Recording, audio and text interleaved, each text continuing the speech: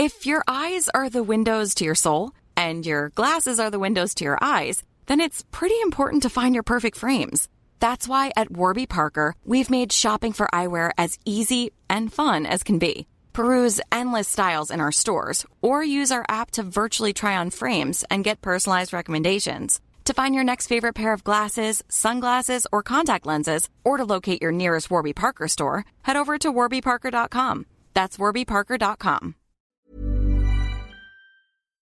Bonjour, ici Patrick Pierrat, éditeur d'InfoBref.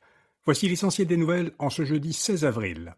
Le Parti libéral du Québec devance maintenant le Parti québécois dans les intentions de vote. Selon un sondage Palace Data Québec 125, l'actualité réalisé en début de semaine, les libéraux ont pris la tête avec 32% des intentions de vote en vue des élections d'octobre prochain.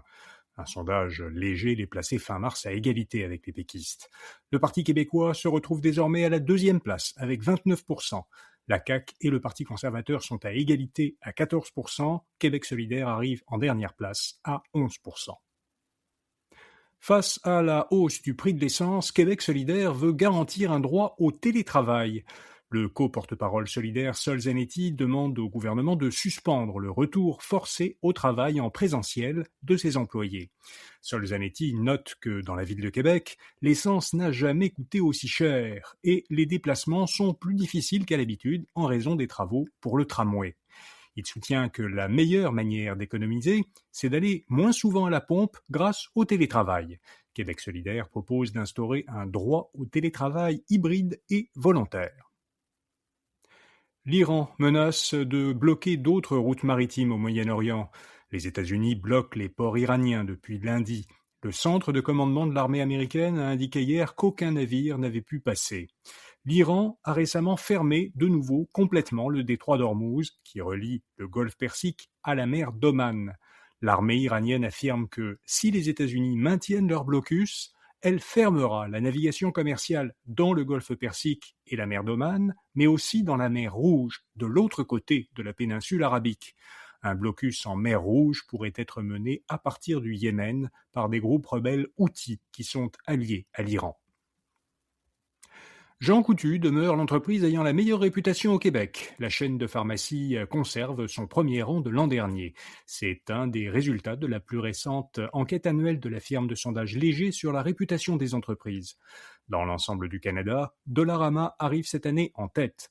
Elle est la seule entreprise québécoise qui figure parmi les 10 entreprises ayant la meilleure réputation à la fois au Québec et dans l'ensemble du Canada.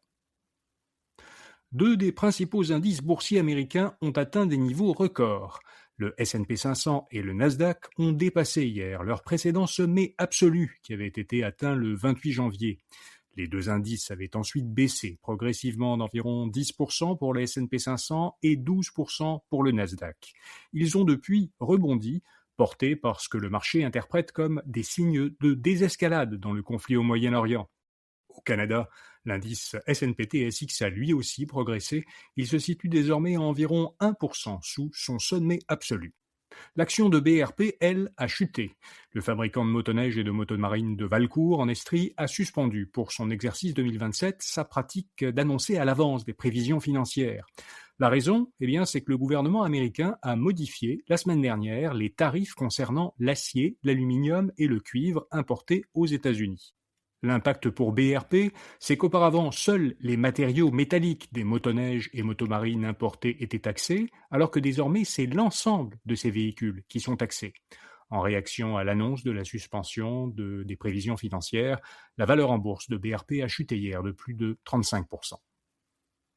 Un fabricant de chaussures se reconvertit dans l'IA. Allbirds, un fabricant américain de chaussures écologiques, était entré en bourse en 2021. Il avait ensuite connu des difficultés. Sa valeur était passée, en dollars américains, d'environ 4 milliards en 2021 à seulement 22 millions mardi. L'entreprise a annoncé hier qu'elle adoptait un nouveau nom. Elle ne s'appellera plus Allbirds, mais New Bird AI, et qu'elle cessait de vendre des chaussures pour se lancer dans l'infrastructure info-nuagique pour l'intelligence artificielle. En une seule journée, cette annonce a multiplié par 7 la valeur boursière de l'entreprise.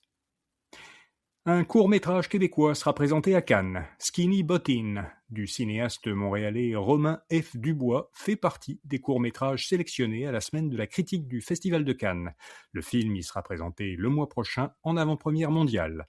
Il raconte l'histoire d'un pickpocket qui doit de l'argent à son ex et qui, faute de complice, se tourne vers son jeune cousin qu'on lui a confié jusqu'au lendemain.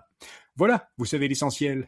Tout de suite après ce bulletin de nouvelles matinales, vous trouverez dans le flux de ce balado un épisode éclairage politique. J'y discute une dizaine de minutes avec notre collaborateur Patrick White de ce que la nouvelle première ministre Christine Fréchette va vouloir faire maintenant qu'elle a pris son poste, de ce qu'elle va devoir faire pour aider la CAQ à remonter dans les intentions de vote d'ici les élections d'octobre, et de ce qu'elle va pouvoir faire ou pas sur le plan législatif et des décisions politiques avant l'échéance des élections.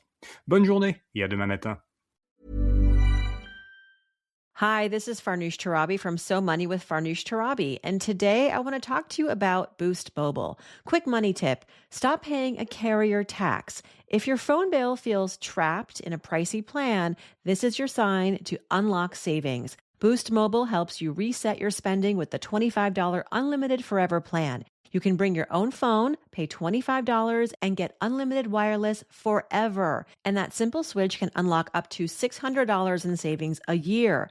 That's money you could put towards paying down debt, investing, or something that actually brings you joy.